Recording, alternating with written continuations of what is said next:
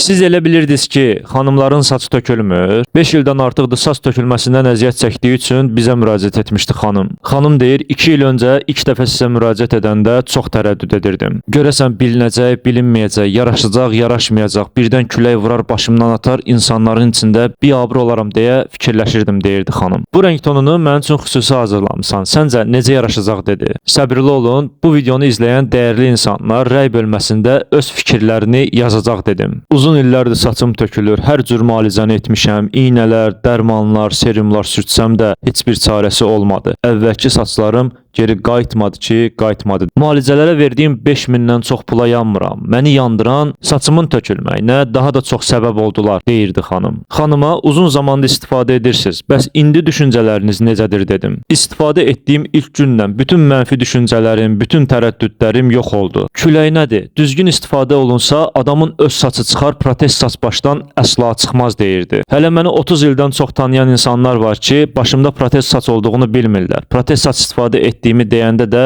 elə bilirlər ki, zarafat edirəm deyirdi xanım.